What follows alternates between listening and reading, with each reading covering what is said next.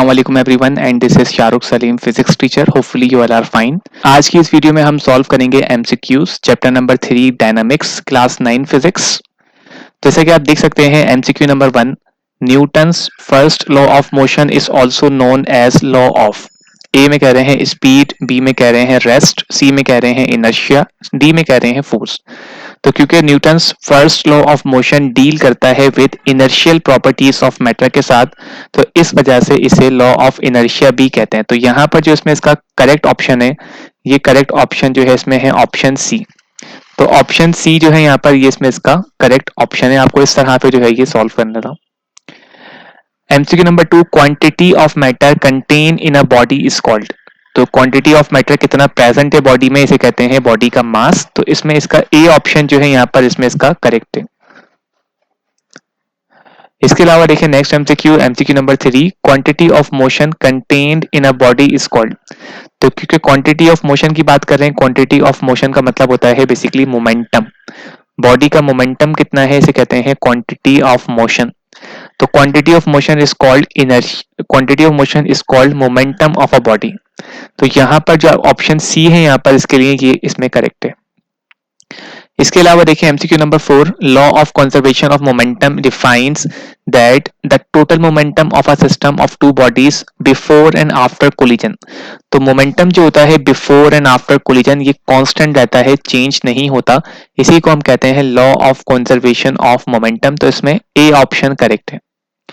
Next MCQ, weight of a body can be measured using a spring balance, या इसको newton meter भी कहते हैं। And it differs from place to place because of variation. क्यों weight जो होता है बॉडी का वो प्लेस टू प्लेस चेंज होता है, ये होता है ड्यू टू एक्सेलरेशन ग्रेविटी, यानी कि जो ग्रेविटेशनल पुल होता है, जो ग्रेविटी की वैल्यू होती है, इस ग्रेविटी की वैल्यू चेंज होने से ये चेंज होती रहती है वेट की वैल्यू। वेट का फॉर्मूला क्या होता है, W equal to mass multiply by gravity. तो क्योंकि ग्रेविटी की value place to place change होती है, हाइट के साथ साथ एल्टीट्यूड के साथ साथ वेरी करती है, तो इस वजह से जो वेट होगा बॉडी का वो भी चेंज होगा। तो बी ऑप्शन इस तरह से करेक्ट है। Next MCQ, it is easier to push an empty shopping cart than a full one because the filled cart has more mass than the empty one, so this can be expressed by. बिल्कुल obvious सी बात है कि जो भारी चीज होती है आपके पास, जो फुली लोडेड चीज होती है, उसे पुश करना काफी डिफिकल्ट होता है as compare to the empty shopping cart. तो फुल जो होती है, जो फिल्ड होती है कार्ट, उसका मतलब क्या हुआ कि उसका जो मास होता है वो ज्यादा होता है। अगर कोई चीज हैवी है तो इट मींस उसके लिए आपको ज्यादा फोर्स जो है वो लगानी होगी, और कोई चीज अगर लाइट है तो उसके लिए आपको कम फोर्स लगानी होगी।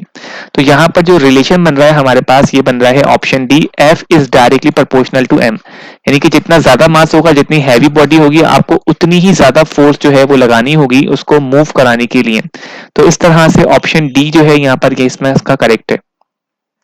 इसके अलावा देखिए next MCQ, centrifugal force is always directed. अब क्योंकि बात कर रहे हैं सेंट्रीफ्यूगल, सेंट्रीफ्यूगल फोर्स का मतलब क्या होता है कि ऐसी फोर्स जो away from the centre body के एक्ट करे, वो फोर्स जो सेंटर से बिल्कुल अवे मूव करे, वो फोर्स जो सेंटर से अवे मूव करे सर्कल के, इस तरह की फोर्स को हम कहते हैं सेंट्रीफ्यूगल।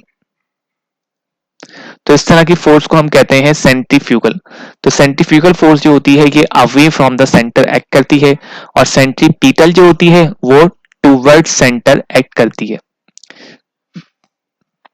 इसके अलावा देखिए next MCQ, friction opposes motion between two bodies in contact because of. Friction क्यों अपोज करती है मोशन को, charges on bodies, weight of bodies, C में कह रहे हैं रफनेस ऑफ सरफेसेस, और डी में कह रहे हैं नन। तो यहाँ पर सी ऑप्शन जो है ये इसमें इसका करेक्ट है कि due to roughness of surfaces.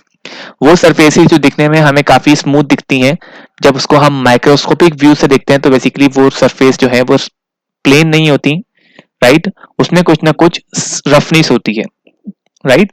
तो इस वजह से यहाँ पर जो है इसमें फ्रिक्शन होती है। इसके अलावा देखिए next MCQ, which statement is true for limiting frictional forces. Limiting frictional force greater होती है रोलिंग फ्रिक्शन से, ग्रेटर होती है स्लाइडिंग फ्रिक्शन से, ग्रेटर होती है काइनेटिक फ्रिक्शन से। तो तीनों स्टेटमेंट्स जो है वो इसके करेक्ट हैं। तो इट मींस जो ऑप्शन डी है यहाँ पर ये इसमें इसका करेक्ट ऑप्शन है।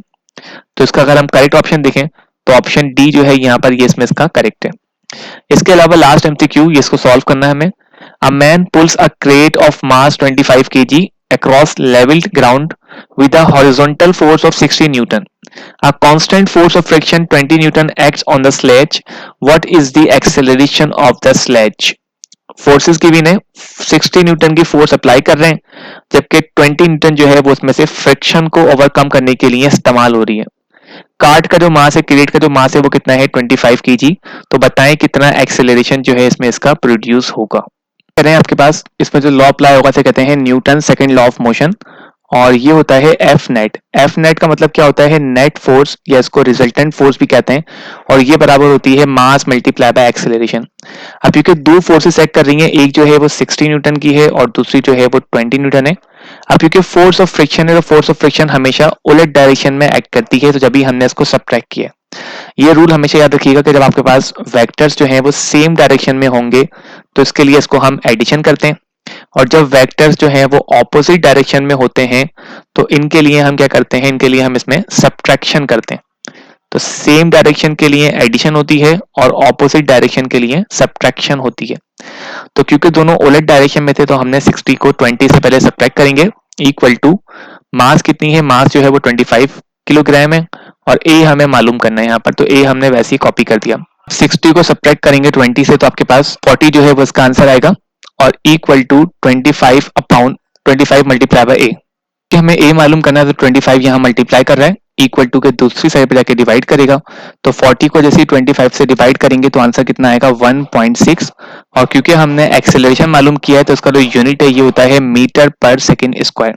तो इस तरह पे जो है ये इसमें इसका करेक्ट आंसर है। तो यहाँ अगर आप देखें तो इसमें ऑप्शन बी जो है ये इसमें इसका करेक्ट आंसर है। तो इस तरह से ये हमने एमसीक्यू सॉल्व किए हैं चैप्टर नंबर 3 डायनामिक्स के। आई होप सो आप सबको यहाँ तक क्लियर होंगे। कोई प्रॉब्लम हो तो आप कमेंट करके पूछ सकते हैं। And thank you, take care, अल्लाह हाफिज।